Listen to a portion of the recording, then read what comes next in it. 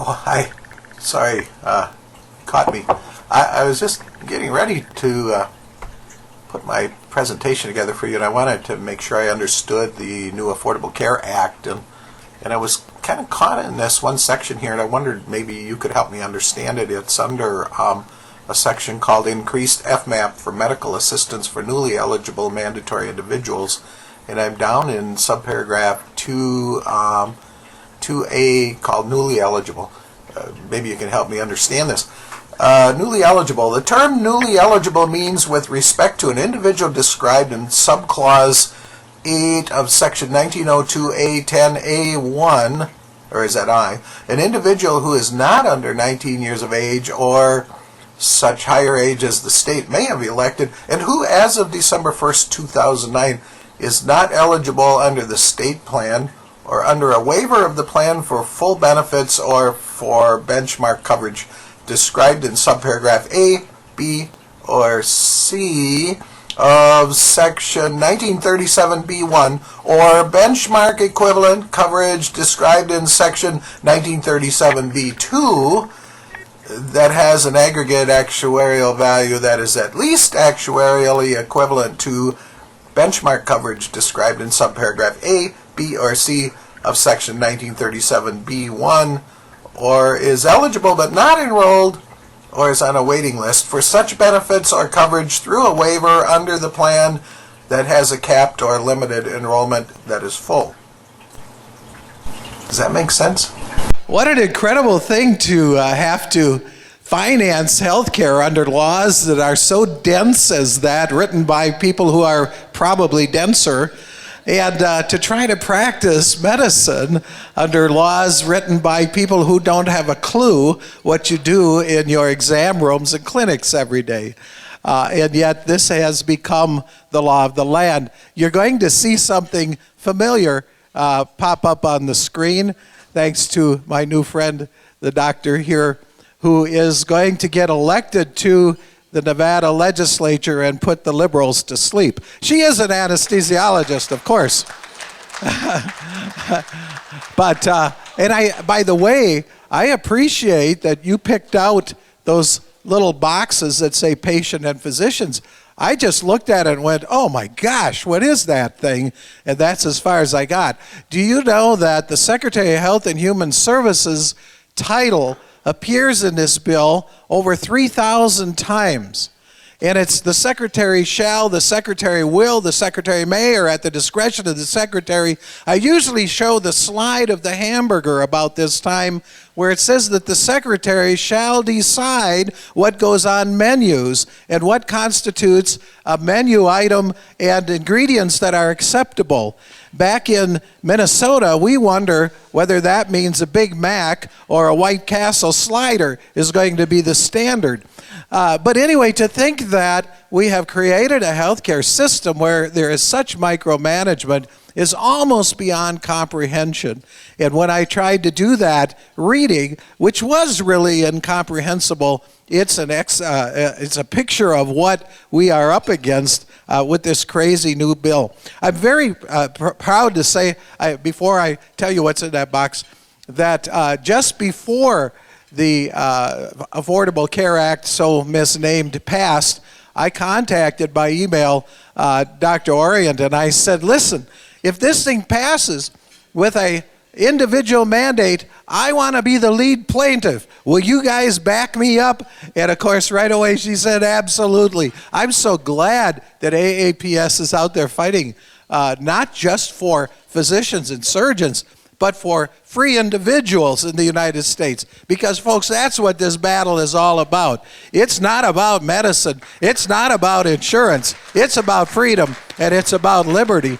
And so I was very glad, by the way, that I didn't have to be the lead plaintiff in that suit, that lots of other people got into that fray. 159 new boards, commissions, study groups, and grant makers in this law. I heard about one today that has to do with Dr. Compare. I wasn't even aware of Dr. Compare, but I understand that this is part of the ACA, in which they're going to rank all of you in your practices using, of course, science and evidence-based measures to decide which of you is really competent to continue in practice and which one I will want to call when I need some help for myself or my family. Aren't you glad that the federal government is going to be there to provide this for us? And by the way, as they do this, it's a lot more than name, address, social security number, and all those other things that we take for granted. It has to do with my charts, my health, and everything else across the system so that we can rate you people. Oh my gosh, what a terrible thing we have done there. 159 new commissions, boards, study groups, and grant makers. 1,968 new regulations. Folks, we're talking about anywhere from several thousand pages to maybe 100,000 pages of new regulations under this code. The Wall Street Journal said last summer that businesses and employers in the United States pay, now listen to this number because it's very telling, $1.8 trillion. $1.8 trillion conforming to regulations imposed by the government on them. $1.8 trillion is 14% of GDP. What do we spend on health care? $2.5 trillion, 16 or 17% of GDP. How much of those dollars that we spend on health care are wasted on regulations? That's the question, and we're going to add 1,968 new regulations. By the way, the Secretary has missed 17 of her 30 deadlines that the law requires for getting those regulations out. And since she is allowed to do that, and the Secretary of the Treasury can go without filing his income taxes, I think that I should be able to file my taxes anytime I please, or maybe not file them at all, if the Secretary could get away with it. Policy regulation, this is of course the most serious thing, being transferred from local doctor and surgeon groups and physician groups and all of that to Washington, D.C. Financial policy transferred to Washington, D.C. Oversight of the healthcare system, whether it's direct or indirect, transferred to Washington, D.C. This is the greatest fear that I have. How did we ever get to the point where we've got that mess? How we got to this point is ignorance and apathy, you know, where the person says, I don't know and I don't care. I like going to restaurants. I go to restaurants oftentimes and I sit and I talk about healthcare policy with anybody that I'm talking to. And then I go quiet and I listen carefully to all the people in the restaurant. Nobody's talking about healthcare policy. They want to talk about Vikings and Nintendo and the Minnesota Twins and down here I suppose which casino they're going to. I mean, why isn't everybody interested in this subject? It's us. I mean, we're the ones that are paying attention. And by the way, I'm not an insurance agent. I'm just a guy who writes stuff about all of this. How did we ever get to the point where nobody's paying attention and meanwhile they're taking stuff away from us? I'd say there's two key reasons. First of all, we asked the wrong questions. When we were so-called reforming healthcare, we asked this question: how can we reduce the uninsured rate to zero? And that is going to drive the policy that we pass out of Congress, how to drive the uninsured rate to zero. Because everybody knows if we drive it to zero, then everybody is going to have access to all the health care they want at any time, at any place, and it won't cost them anything. Wrong. In Massachusetts, the wait time now under ObamaCare, under the Massachusetts connector has increased to 63 days for new people looking for primary care doctors. It's almost as bad as Thunder Bay, Ralph. Well, up there it's 5 years. You got to be in the lottery, but I mean, it's tough. How can you reduce the uninsured rate to zero was the wrong question.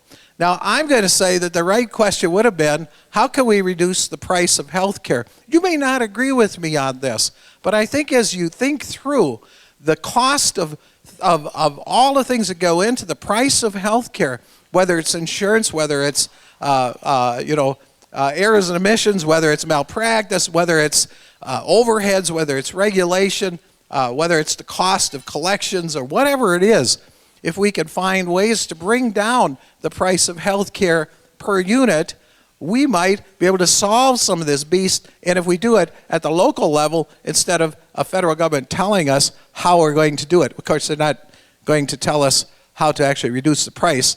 They're not going to tell us how to actually reduce the cost. They're just going to reduce what you get to charge for it, which is an awfully different question. So I created this book this fall called 25 Keys to Redesign U.S. Healthcare. Just so I happened to bring a few along out in the lobby. 25 keys, and we start with just simple propositions, simple truths. The United States has 309 million people. We are the third largest country in the nation, or in the world. You know what? We can't run a healthcare system like they run in Switzerland. For Pete's sake, they don't have very many people there. And the ones they have kind of all look alike. We have demographic issues here. We have a very wealthy country. The money we spend on healthcare is greater than the combined GDP of most countries in the world. We are a different country, and so on and so forth. And we would like very much if all members of Congress, especially those who are running right now and want to really, well, I'm trying to sell you a book right now, sir. If all elected officials were able to read this before they started, well, it's never too late. And we also ask the wrong people, and this is the other thing that we've got to really understand. We ask these people. They're called politicians. Now, I teach American government. I love our system of government. I don't love the way it's working right now, but I love the concept. And politicians aren't bad necessarily. Someone once said, the way you know that a politician's lying is his lips are moving. But, you know, I'm not in that camp, but I am in this camp that says when you take a situation that is economic nature or a situation that is based on interaction between individuals and you create out of it a situation which politicians decide how it's going to operate, you will never, ever get the right results. I mentioned that I teach a class on American government for the last 13 years now. I've taught young minds full of mush to be right-wing extremists. I actually have a class that I teach to homeschool high school age students called American Government for Real. We actually study the Constitution. Can you imagine such a thing? And the Declaration of Independence. I wrote a little book about it called America's Creed. It happens to be out there too, by the way. We talk about the big ideas that made America great. And in that discussion, I start the session out by asking them certain questions. And this is one of them. What are the 4 branches of government? And they all look at me like I'm nuts, Mr. Racer. We've been studying this since, 2nd grade. There's only 3. No, there's 4. We talk about the executive branch, the legislative branch, and the judicial branch as if that's it. And they are the least important because the most important is we the people. The Constitution starts with those 3 words. We the people. In order to, it goes on, do hereby establish us for our children and grandchildren coming along. I'm paraphrasing, obviously. We the people. We the people are sovereign in the United States. And for far too long, we have come to the conclusion that what we've done is empowered Congress to do whatever it darn well pleases. The Constitution defines powers. Does it define the powers? I ask them this question, of state government, of law enforcement, of the federal government, or the citizens and the residents. And everybody thinks we have a Constitution that tells us what we get to do. Wrong. Very wrong. It's a document of enumerated powers that tells the federal government what it can do. And nowhere in that document does it say they have the right to tell you that you must buy health insurance. It does not exist. Article 1, Section 8 does not say it. And so we have a constitutional crisis. The soon-to-be senator also mentioned something about the newest right. Well, we have this newest right, some people think, and that's health care at someone else's expense as a legal right. Some people actually think that.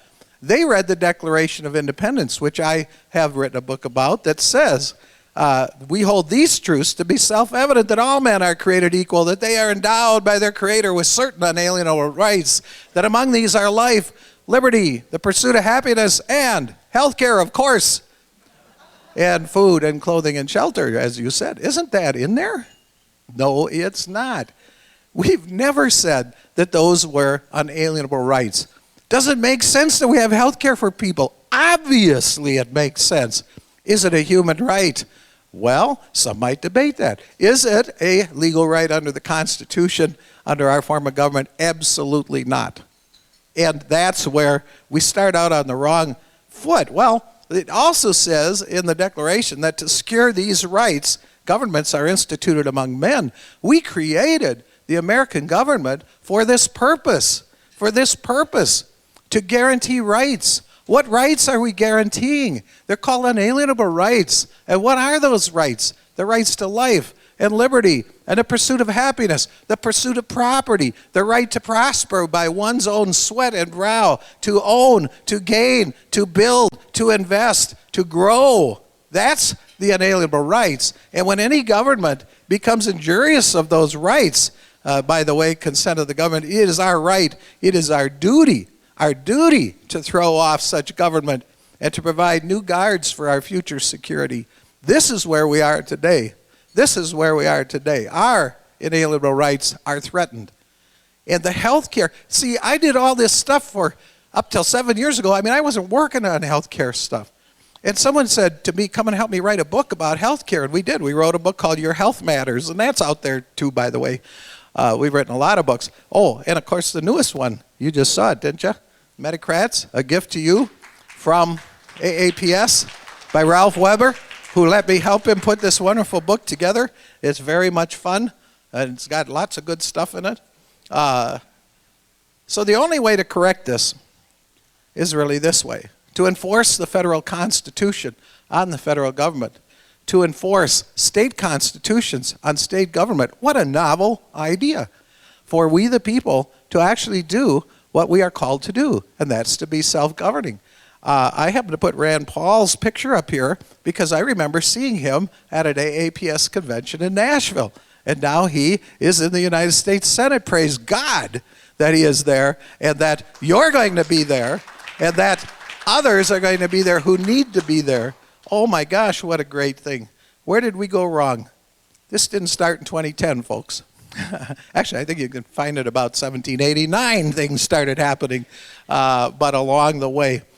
I'm going to say something here that I think is obvious to me, maybe not as obvious to some people. Political medicine is our primary problem.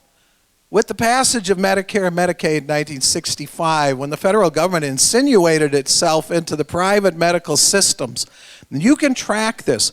We tracked around the world in our book, Your Health Matters, and find that about 40 years is how long it takes for these statist systems to start to fall apart. Well, we started in 1965, and of course started falling apart, and they tried to fix it, and fix it, and fix it, and they tried every fix it there is, and look where we are now in the mess. Political medicine is our primary problem. It's not the patients, it's not the physicians, it's not the hospitals. And by the way, they love to blame the physicians.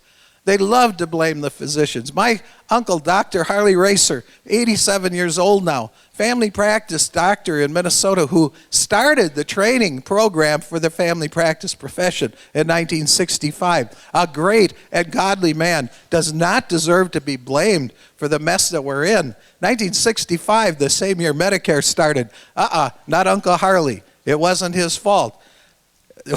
It's not physicians' fault. It's not hospitals. Now, I add, it's not pharma's fault, and it's not even insurance companies' fault. It's politics, folks. It's politics that is the problem. It's big pharma. It's big insurance. It's big all the organizations that have to go to Washington, D.C. and beg and beg and beg and play their political games, and that's where we have to make the change. You know, we've got to take people away from that system. We've got to take people away from a system where they rely on government. Judge Vinson's verdict has been referenced here a couple times tonight. what he ruled was the individual mandate is unconstitutional, and because of that, the whole bill centers around that, and therefore it falls. His is the only court that has ruled that way. The 11th Circuit short-circuited that. There was a federal ruling in Philadelphia that said the individual mandate is unconstitutional, and because of that guarantee issue, and pre-ex have to go also, and so that's a possibility. But we do know it's going to the Supreme Court. Here's the question. Congress has no power to force a person to buy something they may not want at a price over which they have no control for something they may never use. And by the way, cannot force doctors to accept it. Well, if you don't do your job, I'm getting really sober here. If they can do this, if Congress can say they have the right to tell people to buy something or to penalize them for not taking action, which is really what this is, why can they not come along and say, in order to make our healthcare systems work, physicians must, as a requirement for licensure, accept Medicare patients? Why can they not do that? It's a slippery slope, folks. Definitely. The mandate is central to the whole bill. He said, ergo, the whole bill is unconstitutional. So we go to the court. We might as well just lobby Justice Kennedy and be done with it. How is it, by the way, in our great Constitution, that we have to square off 4 against 4 that we know are going to go against each other, and it's supposed to be a law that's clear and everybody understands? I mean, this just boggles my mind, and one guy is going to decide it. Here's my prediction. They're going to parse the words very carefully, and they're going to say that we fought a civil war over states' rights, and we can't be just letting states push the federal government around. This is what I'm concerned about, and so we're going to parse this thing out, and we're going to overturn the mandate. I think it's gone. Maybe guarantee issue and pre-ex will be gone too, but everything else stays in place. And then we have chaos, terrible chaos, which is why you've got to have the right people in place in Congress. There are 2 critical solutions. Dr. Orion is a very good teacher. I don't know if you know that, but she sees us on words that I write, and she sees things that I don't see. We had a discussion about this, redesigning healthcare, and it made me clarify to start with your own patient and work outward. How are you going to manage your patient and your patient load, and how are you going to operate your practice and push outward? How are you going to establish systems? And it was great to sit in those workshops today and hear how you've worked on networking and referrals and so forth, especially to specialists. Cash and no Medicare and no Medicaid, that's a great answer. And I was grateful to hear a general surgeon talk about it today and a hand surgeon talk about it today, because that's some of the areas when I was here a few years ago, people didn't know how that was going to work. But this is still a nascent movement. I mean, this is a very small movement. When I tell other people that there's doctors that are doing this, they say, it's just a tiny buddy, it's not going to spread. And I say, yeah, maybe it ought to spread. Maybe it ought to spread, and a lot of people are going to be looking at this. But for right now, that's where we are. We also need to find new ways to finance low and high dollar medical expenses, ways that we haven't conceived of yet that need to be fleshed out. Actually, I'm working with someone on an idea like that now. The other critical solution is the 2012 election. I don't think there's anybody in this room who wouldn't agree we need a change at the top. If there is, you're probably in the wrong meeting. And more market-oriented medical professionals in Congress. Gosh, I keep talking about you. What is that? I was down in Branson. That's where I go for excitement. I was down in Branson last spring and happened to turn on C-SPAN. Talk about a dull person. And there was Dr. Phil Rowe, head of the GOP healthcare caucus in Congress. I didn't even know there was such a thing. And he was there with some of the rookies, the new members of Congress that are medical doctors, talking about what needed to be done. And I said, if we could only have more there. And so that is definitely an answer. But I happen to have state legislatures in here too, which also need to be bolstered. Now, Coalition for Healthcare Redesign, and this is, to me, one of the key things that is going to be required if you're going to be successful in your effort. This is my concept. Sitting in this room tonight, there's two professional licensed brokers, licensed providers. No, licensed, what are you? You're insurance agents, right there in your midst. And they are free market guys. They believe that the market should determine how we pay for health care and how we purchase health care. You know what? The way they think, their mindset, is not that much different from yours. And this is what I discovered in the last 7 years. There's a whole group of people out there who touch people every day, who work with them in the trenches, who understand their behavior, who understand perverse incentives, financial incentives, and good incentives. They're called health insurance agents. They're not the insurance company, by the way. These are the people who actually go out and they know when they put in a certain kind of health plan that it's going to affect those people in a certain way. And they're looking for solutions, partly because there's psychiatrists in this room. You know, fear really works. When you're afraid you're going to lose your profession, somehow it gets your attention. And so they are working very, very hard to find solutions that are market-based solutions to save their profession, yes, to save the doctor-patient relationship, to save our medical care system. And then on the other side, you have the physicians and surgeons and nurses and all the other kinds of medical practitioners who touch patients every day. And you understand another kind of incentive. You understand the incentive of trying to get somebody to do the right thing to take care of themselves. But oftentimes, you have to fight against the finance side because those incentives don't work. And so what I'm saying is, why the heck aren't we talking to each other? And that's what I'm trying to facilitate through the Coalition for Healthcare Redesign, and not just medical professionals and not just finance people, but employers and everybody else who has a stake in this system.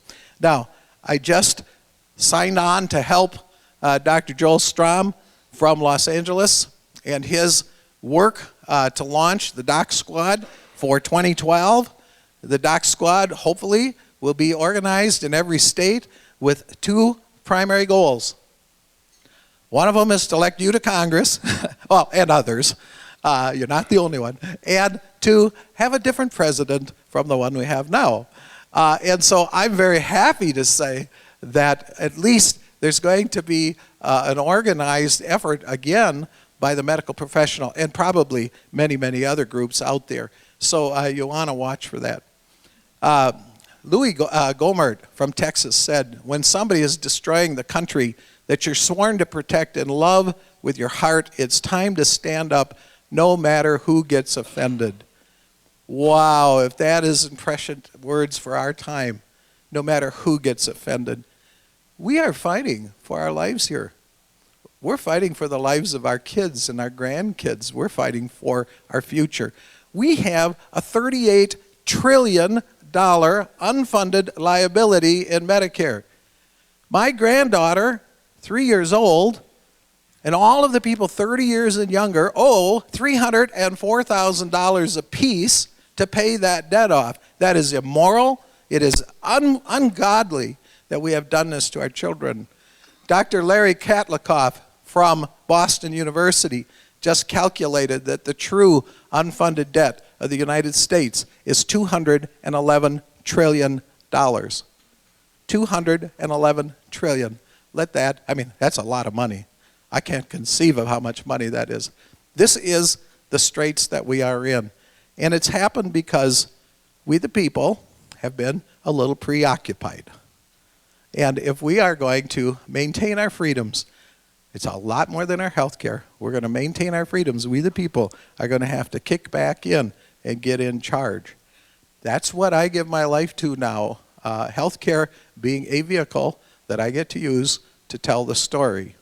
Thank you very much for letting me come and share with you tonight. Love to talk to you afterwards. God bless you all.